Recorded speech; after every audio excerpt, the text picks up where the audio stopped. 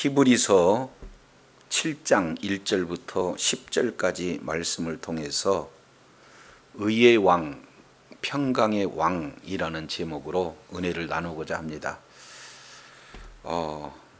지금 히브리 기자는 히브리서 5장 1절부터 10절까지 내용을 통해서 이제 예수님은 멜기세덱의 반차에 따른 대제사장이라고 칭함을 받았다, 이 말씀을 하고서 바로 7장 1절 이 멜기세덱은 하고 말씀을 이렇게 전해야 맞는데 그 사이에 6장이 있죠. 멜기세덱에 대해서 전하려고 봤더니 멜기세덱에 대한 내용을 이렇게 들을 수 있는 자들이 그리스도의 초보로 머물러 있기 때문에 전할 수가 없다는 거예요.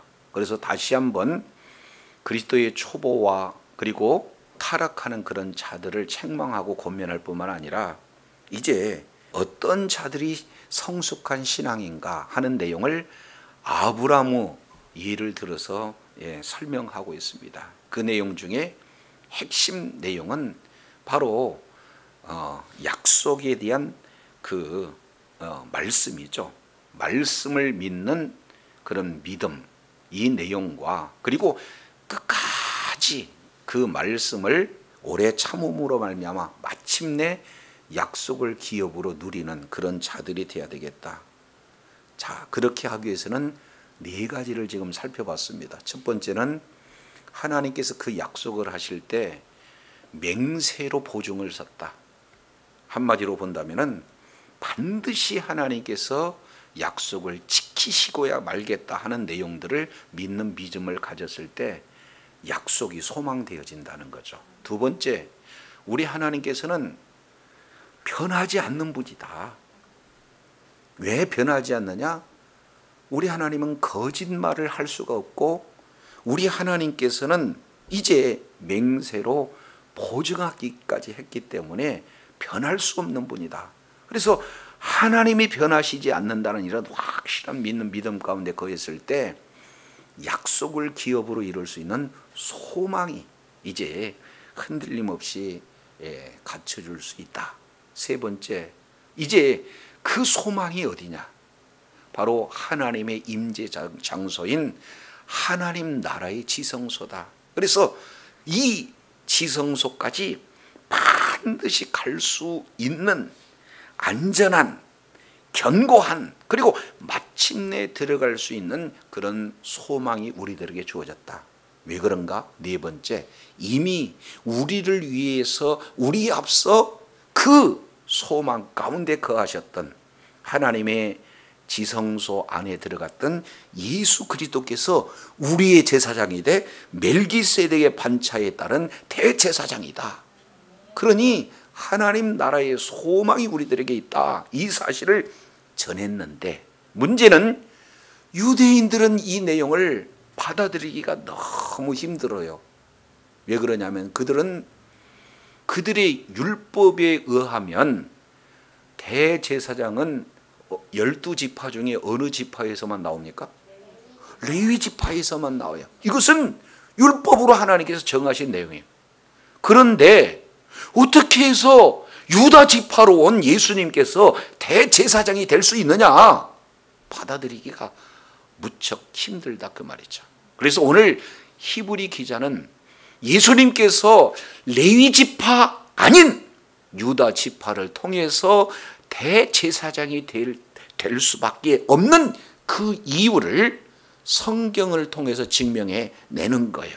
그래서 오늘 이 말씀을 저와 여러분이 깨닫고 예수 그리스도께서 만왕의 왕이시고 예수 그리스도께서 대제사장이시고 예수님께서 바로 하나님의 선지자가 되어졌다, 영원한 삼중직임을 가지신 분이시다 라는 사실을 저와 여러분이 성경을 통해서 깨닫고 믿음으로 소유로 생명으로 소유하게 되어지면은 있는 그곳에서 날마다 하나님이 약속하신 기업을 온전히 누릴 뿐만 아니라 주님 다시 오실 때 약속의 기업을 온전히 누리는 축복의 사람, 능력의 사랑이 되어질 줄로 믿습니다. 자, 1절 보세요. 1절 내용을 통해서 보면은 이 멜기세덱은 하고 말씀하고 있는 내용은 크게 세 가지로 이렇게 표현을 하고 있습니다. 1절, 이 멜기세덱은 1번 살렘 왕이요, 2번 지극히 높으신 하나님의 제사장이라, 3번 여러 왕을 쳐 죽이고 돌아오는 아브라함을 만나 복빈자다라는 사실을 통해서 멜기세덱을 말씀을 하고 있어요. 자, 그러면 여기에 자세히 살펴보게 되어지면은 살렘 왕이라고 얘기했는데 이 살렘은 예루살렘을 얘기하는 거예요. 그러니까 예루살렘의 뭐다? 왕이다. 멜기세덱은 동시에 지극히 높으신 뭐예요? 하나님의 제사장이다. 지금 이렇게 말씀을 하고 있습니다. 그런데 여기서 참 이게 어려운 내용은 뭐냐면 이 멜기세덱의 존재에 대해서 쉽지 않다는 거예요. 왜 그러냐면 멜기세덱에 대한 내용이 성경에 3곳만 나와요. 오늘 우리가 살펴봤듯이 히브리서에서 5장, 6장, 7장 멜기세덱에 대한 내용이 나오죠.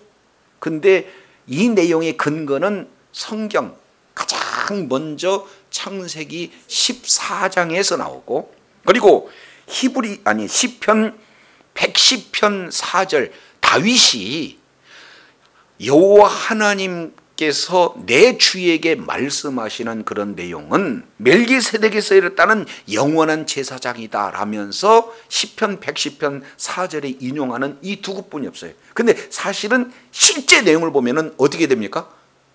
창세기 14장에서만 이렇게 자세히 멜기세덱에서 설명하고 있는 내용들을 말하고 있어요. 그러니까 히브리인들은요, 이 멜기세덱의 존재가 누군지 참으로 궁금하니까 아주 이 멜기세덱에 대한 연구를 굉장히 그들은 많이 합니다. 그러면서 구체적으로 멜기세덱에 대한 존재에 대해서 아직도 결론 내리지 못하고 있어요. 학자들 역시 마찬가지로 이 멜기세덱이 도대체 어떤 존재인가? 천상적인 존재인가? 아니면 역사상 실존하는 그런 인물인가? 이거에 대해서도 의견이 분분하고 있는 그런 어떤 실정이에요.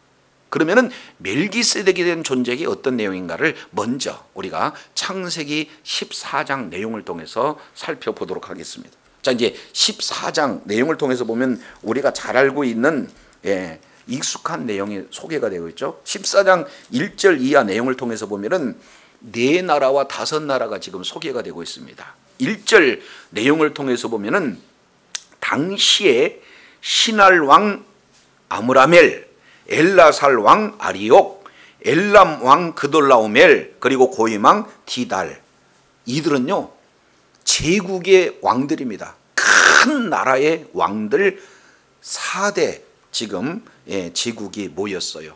그리고 2절에는 5 왕이라고 했는데 사실은 왕이라고 부를 수 없어요. 하나의 소돔, 고모라, 아드마, 스보임, 벨라, 다른 말로 소알, 이 작은 성의 성주에 해당되는 수준이죠. 그러니까 큰 나라 왕 4왕이 연합을 해서 아주 작은 도시에 5개 성을 이렇게 치루었기 때문에 싸움 자체가 안 되는 거예요. 자, 그러면서 왜 싸웠는가? 14장 4절 내용을 통해서 보니까 12년 동안 그돌라오멜을 섬겼어요. 한마디로 조공을 바쳤다 그 말이죠. 그런데 13년째는 조공을 못 바쳤어요. 그 이유는 뭐 자세히 설명을 하고 있지는 못하지만 지금 12장 상황과 연결해서 봤을 때 아마 기근이 심했지 않느냐, 이런 어떤 배경을 우리가 살펴볼 수 있어요. 조공을 바치던 나라가 조공을 바치지 않으니까 큰 주변의 나라들과 연합해서 지금 치러오고 있는 그런 장면이에요. 근데 자, 5절 하반절 보면은 치고, 4절 중반에 쳐서, 7절 하반절에 친지라, 치고 쳐서 친지라, 계속해서요 이제 사실은 물밀듯이 치고 들어오는 이 내용은 싸움이라고 할 거 없어요. 그냥 아예 그냥 어떻게 됩니까? 그냥 순식간에 덮치는 그런 수준이에요. 그런데 여기서 싸우는 족속 내용을 보면은 5절 중반절에 보니까 기르가임에서 르바 족속, 이 르바 족속은 거인족을 얘기합니다. 그리고 뒤에 M 족속이라고 하는데 이런 자들은 아주 두려운 자들이에요. 그러니까 주변에 있는 아주 강대한 그런 성읍에서 강한 그런 군사들을 다 치고 왔기 때문에 지금 소돔 지역에 있는 이런 내용은 아주 순식간에 싸움의 대상도 되지 않는다라는 사실을 이렇게 살펴볼 수가 있어요. 그래서 9절 다섯 왕이 네 왕과 싸움을 펼쳤는데 결국에는요 10절에 산으로 도망가고 이제 12절, 11절, 12절 내용을 통해서 보니까 웬만한 모든 재물과 양식 다 뺏깁니다. 그 중에는 누구도 지금 사로잡혀가는 거예요? 조카 롯도 사로잡혀가고 재물까지 지금 사로잡힌 그런 상황이에요. 자, 이럴 때 아브람이요 소식을 듣습니다. 13절에 자 그러면서 14절 아브람이 그 조카의 사로잡힘을 듣고 집에서 길리고 연습한 자 몇 명? 318명을 거느리고 먼 곳 단까지 쫓아가요. 여기에서 이제 아브람의 모습을 살펴보면 하나님께서 아브람에게 얼마나 큰 복을 주셨는지 살펴볼 수 있어요. 왜 그러냐면 집에서 나서 길리온 자입니다. 뭐라고요? 그러니까 어디서 사온 종은 빼고 그러면은 이렇게 집에서 길리온 자 318명 이 내용이니까 결국에 사고 또 다른 어떤 종들과 연합해 보면은 500명이 훌쩍 넘죠. 그러면은 아이들과 또 뭡니까?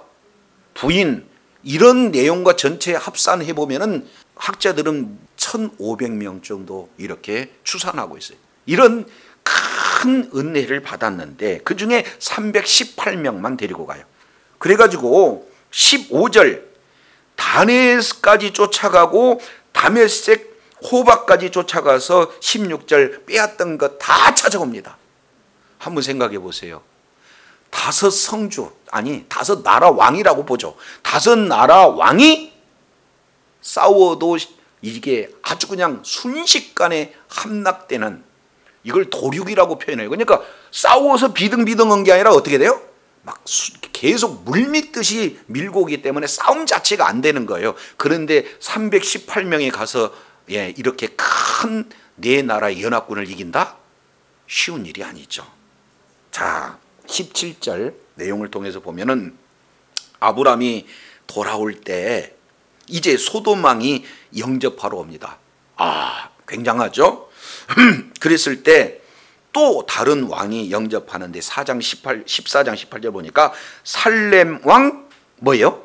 멜기세덱이 떡과 포도주를 가지고 왔다 이렇게 말씀을 하고 있어요. 그러면서 그는 지극히 높으신 하나님의 제사장이었다 이렇게 말씀하고 있어요. 그때 당시에 왕은 있고 아브람 시대에 특별한 내용이 뭐냐면 제사장이 있었다는 거예요. 제사장 제도는 출애굽기 19장 이후에 하나님이 율법을 주시고 난 다음에 제사장 직분이 있어야 되는데 아브람 때도 뭐가 있다는 거예요? 제사장 직분이 있다. 그러니까 두 가지를 지금 소유하고 있는 그런 자가 나왔다는 거예요. 자, 그런데 여기서 놀라운 일이 나타납니다. 나와서 19절 아브람에게 뭐 하셔요? 축복하세요. 축복의 내용이 뭐라고 하냐면 천지의 누구시오? 주제시오. 그러니까 천지 다른 말로 하늘과 땅과 그 가운데 포함 모든 것의 주인이 하나님이시다. 두 번째 지극히 높으신 하나님. 요 내용은요 엘리온이라는 하나님의 그 성호를 말씀하고 있어요. 가장 높은 것이 있는데 그 높은 것보다도 더 높은 분이 누구예요? 지극히 높으신 하나님이다 라는 것을 말씀하고 있어요. 자, 그 자가 그 하나님이 아브라함에게 복 주시기를 원합니다 하면서, 왜냐하면 20절 너희 대적을 내 손에 뭐 하신? 붙이신 지극히 높으신 하나님을 뭐 할지로다? 찬송할지로다. 아멘. 야, 지금 살레망 멜기세덱이 소돔왕은 와서 나도 할 수 없는 일을 당신이 해냈다라고 뭐예요? 영접하고 있는데, 살레망 멜기세덱은 당신 작품 아니야. 당신이 능력이 있어서가 아니고, 당신이 작전을 잘 세워서 기습에서도 아니고, 실제 이기는 내용은 지극히 높으신 하나님께서 너에게 그 대적을 붙여주셨기 때문에 그렇다. 그러니 우쭐대지 말고 그 지극히 높으신 하나님께 뭐해라? 찬송해라. 하나님께 감사해라. 다른 말로 하나님 앞에 예물을 드려라. 이 내용을 찬송해라 라는 단어로 지금 말씀하고 있어요. 그러니 아브라함에게는 이게 굉장한 충격이 되어지죠. 그래서 그냥 두말 하지 않고 10분의 1을 누구에게요? 멜기세덱에게 주었다라고 이렇게 말씀하고 있습니다. 네 나라가 주변에 있는 모든 5 나라 다 오면서 모든 성읍을 다 취해가지고 좋은 물품들을 다 차지한 그런 내용으로 본다면은 얼마나 될까요? 오늘날로 보면은 수십조 이상 그런 가치가 되는 것을 다 노예물로 지금 취하고 오는 길이에요. 그런데 아브라함은 거기에서 10분의 1을 줬으니까 10분의 1 내용이요, 보통 액수겠어요? 수천억 그냥 띄어서 하나님 앞에 지금 드리는 장면이에요. 자, 그랬을 때 소돔 왕이 뭐라고 지금 얘기를 해요? 사람은 보내고 물품은 가지세요 그랬더니 22절 아브라함이 소돔 왕한테 천지주제시오, 그 다음에 지극히 높으신 하나님 여호와께 두 손 들어 맹세하노니, 즉각적으로 하나님의 성호를 그대로 믿음으로 생명으로 소유하는 장면이 소개가 되고 있어요. 그러면서 나는 이제 어떤 것도 취하지 않겠다, 이런 하나님만 계시면 나는 만족한다, 이런 어마어마한 고백을 진행하고 있는 것을 창세기 14장에서 지금 이렇게 말씀을 하고 있습니다. 자, 이것이 지금 최초의 11조의 근원에 대해서도 말씀을 하고 있지만, 여기에 최초의 등장한 자가 누구예요? 살레망 멜기세덱. 그러니까 여기에 등장하고 그 뒤에 등장하지 않습니다. 물론 다윗이 시편 110편 4절에 언급 정도는 진행하는데 없어요. 그러니 히브리인들, 유대인들 입장에서는 도대체 이 인물이 누군가 얼마나 궁금하겠냐 그 말이죠. 그런데 이 내용을 오늘 히브리 기자가 정확하게 해석을 해주고 있는 것을 보게 됩니다. 다시 이제 히브리서 7장 1절 내용을 통해서 보니까 멜기세덱은 누구다? 14장 있는 그대로 살렘의 왕이다. 두 번째, 지극히 높으신 하나님의 제사장이다. 그리고 아브라함을 만나서 복을 빈 자다. 이렇게 지금 말씀을 하고 있는 것을 보게 되어져요. 그러니까 신분으로 본다면 왕이고 또 동시에 뭐예요? 제사장이다 라는 사실을 지금 이렇게 말씀을 하고 있습니다. 그러니까 왕이자 제사장, 그러면 우리가 잘 알겠지만 예수 그리스도 이렇게 표현하고 있죠. 예수가 누구예요? 그리스도예요. 그리스도가 누구예요? 예수. 다른 말로 그리스도는 기름 부음을 받은 자입니다. 그러면 구약에서 어떤 자에게 기름을 줍니까? 왕, 선지자, 제사장. 그런데 그 세 직분 가운데 두 직분을 멜기세덱이 지금 가지고 있으니까, 멜기세덱이라는 자는 예수 그리스도의 그림자적 요소가 있구나, 이 내용들을 지금 이렇게 밝혀주고 있는 내용들을 보게 되어집니다. 그러면 이 멜기세덱 이 내용은 말라키 체데크가 번역상 멜기세덱이 되어지는 거예요. 그러니까 두 단어가 하나가 되어지는 내용이죠. 하나는 멜레크 왕, 또 하나는 체데크 의, 이렇게 얘기해요. 그러니까 7장 2절 내용을 보니까 아브라함이 일체의 10분을 그에게 나눠지니라. 그 이름을 번역하면 첫째는 뭐는 무슨 왕이고? 체데크, 멜기 체덱. 그러니까 체데크, 다른 말로 의의 왕이다.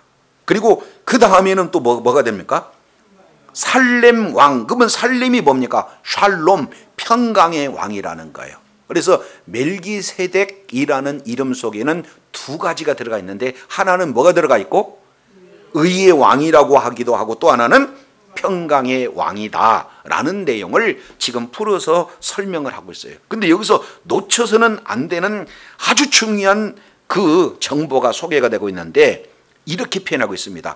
그 이름을 해석하면 먼저는 의의 왕이요, 그 다음에는 살렘 왕. 그러니까 이 순서가 중요하다는 겁니까? 중요하지 않다는 겁니까? 중요하기 때문에 의의 왕 다음에 살렘 왕이 돼야 된다, 평강의 왕이 돼야 된다는 것을 지금 히브리 기자는 설명을 해주고 있다 그 말이죠. 이거 너무 중요해요. 왜 그러냐면 의의 왕, 평강의 왕, 이 내용은 이 순서가 바뀌어지게 되어지면은 예수님에 대해서 모른다 그 말이죠. 예수님의 사역에 대해서 모른다 그 말이죠. 근데 멜기세덱의 이름 속에 예수님의 사역이 고스란히 지금 담겨져 있는 것을 보게 되어져요. 그러면 잘 알겠지만, 자, 죄지은 인생은 의에서 벗어나 버렸습니다. 불의 가운데 있어요. 이것을 우리는 죄 그러죠. 그러니까 이제 예수 그리스도를 믿는 믿음을 가지면은 두 가지 우리 하나님께서 선물을 주시는데, 첫 번째는 의에 대한 선물, 두 번째는 샬롬에 대한 선물을 준다 그 말이죠. 그래서 예수 그리스도를 믿는 믿음을 가진 그런 자에게는 이제는 불의한 자리에서 벗어나서 뭐라고 그래요? 하나님께서 의롭다 칭하신 거예요. 그래서 예수 그리스도의 의가 우리에게 전가되고, 우리들의 죄는 예수님께 전가되어서 예수 그리스도를 믿는 믿음을 가진 모든 자에게는 의롭다고 우리 하나님께서 법정적으로 선언한 자인 줄로 깨달으시길 바랍니다. 그렇기 때문에 의가 우리들에게 가장 먼저 주어져야 된다는 사실을 말씀하고 있어요. 그 다음에 예수 그리스도의 보혈로 하나님과 인간 사이에 가로막힌 죄 문제가 해결되었을 때, 하나님과 인간이 원수 관계가 아니라 이제는 하나님께서 이제 예수 그리스도를 믿는 믿음을 가진 모든 자들을 향해서 하나님의 자녀요, 하나님 나라를 기업으로 상속받을 존재로 우리 주님께서 큰 은혜를 베풀어 주신 줄로 믿습니다. 이것이 뭐예요? 샬롬이에요. 평강. 하나님과의 관계가 깨어졌던 그 내용이 다시 뭐예요? 원수 관계가 아니라 하나님과 이제 나는 너의 하나님, 너희 나의 백성, 언약의 관계가 다시 회복이 되어지고, 이제는 하나님의 자녀로서 신분이 회복이 되어지고, 하나님 자녀에게 주어지는 하나님 나라의 기업을 상속받을 수 있는 존귀한 자로 그 관계가 회복되어지는 줄로 믿습니다. 사람과 사람 사이에서도 깨어진 그러한 평화가 이제는 다시 회복이 되어지고, 사물과 관계 속에서도 이제 관계가 회복되지는 그 샬롬 속에 들어가 있는 놀라운 분복이 이루어진다 그 말이에요. 그런데 세상 사람들은요, 이 의에 대해서는 관심이 없어요. 그리고 뭔만 관심이 있습니까? 평강에 대해만 관심이 있어요. 그래서 팍스로 막 힘으로, 권력으로 이제 가지고 있는 모든 내용으로 평화를 유지할 수 있다. 세상 사람들은 다 그래요. 그러나 우리 주님께서는 의가 이루어지지 않는 한 뭐가 없다? 평강이 없다라는 사실을 말씀하고 있습니다. 그래서 예수님께서 요한복음 21장 내용을 통해서 보면, 부활 후 정말로 두려움에 사로잡혀 있는 제자들의 모든 문을 다 잠그고 두렵고 떨림이 있을 때 우리 주님께서 이제는 그들 가운데 찾아오셔서 맨 먼저 선언하신 내용이 뭡니까? 너희들에게 평강이 있을지어다. 이 내용을 말씀을 하고 있는 것을 보게 되어져요. 그래서 의의 왕, 그 다음에 뭐예요? 평강의 왕. 이 내용은 순서가 그렇게 중요하다. 그런데 의와 평강을 진정으로 주실 분이 누구예요? 예수 그리스도다. 예수 그리스도를 믿는 믿음으로 이 모든 것이 주어진다는 사실이에요. 그런데 예수 그리스도께서 이렇게 행하실 사역에 대한 내용들을 지금 다분히 이렇게 보여주고 있는 그런 멜기세덱은 예수 그리스도의 그림자 역할이다. 이 내용을 이렇게 말씀을 하고 있어요. 자, 그래서 이름 속에서도 두 번째 3절 내용을 통해서 보세요. 아버지도 없고 그 다음에 어머니도 없고 그 다음에 뭣도 없어요? 족보도 없어요. 시작한 날도 없고 생명글도 없어요. 그래서 없고 계속해서 지금 반복돼서 말씀을 하고 있습니다. 자, 유대인들은요 굉장히 중시 여기는 내용 중에 하나가 뭐냐면 족보입니다. 족보. 그래서 에스라 7장 내용을 보면은 학사 에스라는 자기 자신을 소개할 때 1대부터 16대 나는 아론의 16대 자손이다 하고 앞에 있는 족보를 보여 자랑스럽게 이렇게 말씀을 하고 있는 내용이에요. 그래서 유대인들은 최하 3대까지의 족보를 이렇게 말합니다. 그래요? 그래서 아브라함의 하나님, 이삭의 하나님, 야곱의 하나님 이렇게 말씀을 하고 있어요. 그래서 이 족보는 그들에게 굉장히 중시 여기는 그런 내용이에요. 그런데 아비도 기록이 되어 있지 않다. 그 내용은 어떤 내용이냐? 이 내용은 아파토르라는 이 단어를 쓰고 있는데 이 내용은 아버지도 없다. 그 얘기는 동정녀 탄생이다 라고 예수님에 대해서 지금 말씀하고 있는 거고, 두 번째 어미도 없다. 아메토르라는 이 단어를 쓰는데 이 내용은 어미도 없는 그런 상태라면 언제 있느냐? 원래부터 계신 분, 선지하신 분. 이 내용을 요한복음 1장 1절에는 태초에 말씀이 계시니라. 이 말씀이 하나님과 함께 계셨으니 곧 말씀이 곧 하나님이시다. 그러니까 먼저 천지 우주 만물을 창조하기 이전부터 계셨던 분, 이렇게 말씀을 하고 있잖아요. 그런데 멜기세덱도 아버지도 없고 어머니도 없다는 거예요. 그리고 그 뒤에 이렇게 표현합니다.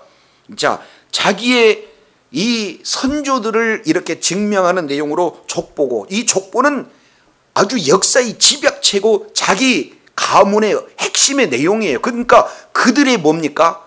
하에 그냥 생명과 같은 그런 내용이 그들의 족보예요. 그래서 창세기 내용을 통해서 보면은 엘레, 톨레도트 그래가지고는 10개의 족보가 계속해서 나열이 되고 있습니다. 마태복음 첫 번째 시작이 뭐예요?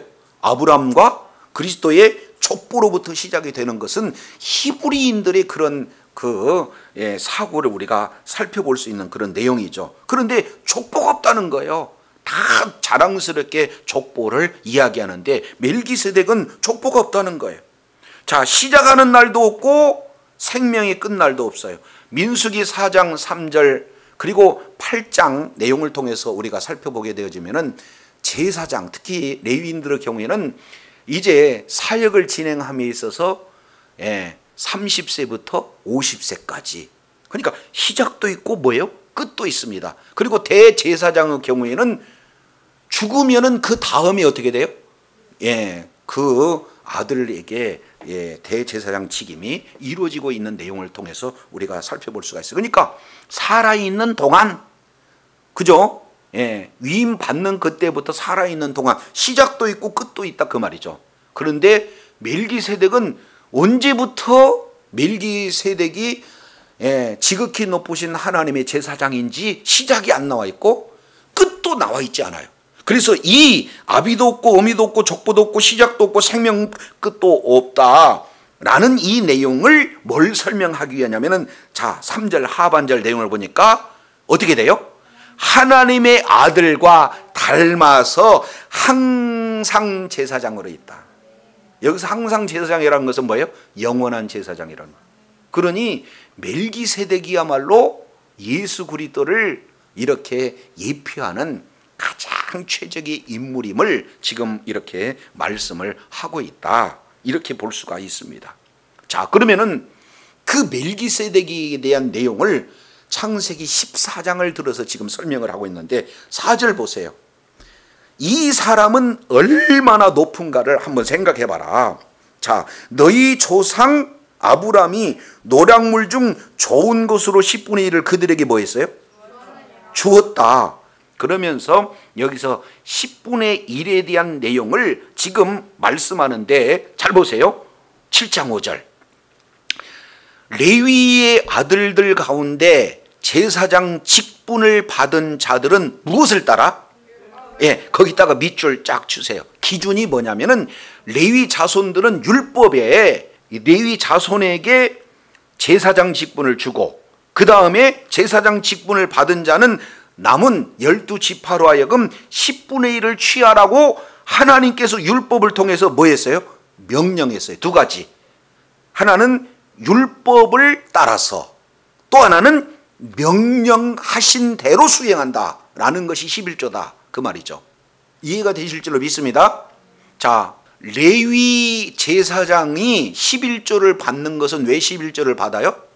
율법에서 제사장에게 11조를 이렇게 받아라는 근거가 있고, 두 번째, 하나님께서 내도 되고 안 내도 된 게 아니라 꼭 내야 된다는 명령이 있기 때문에 모두들 레위 제사장에게 뭐예요? 11조를 이렇게 주었다, 냈다, 이렇게 말씀을 하고 있어요. 그러면 6절 보세요.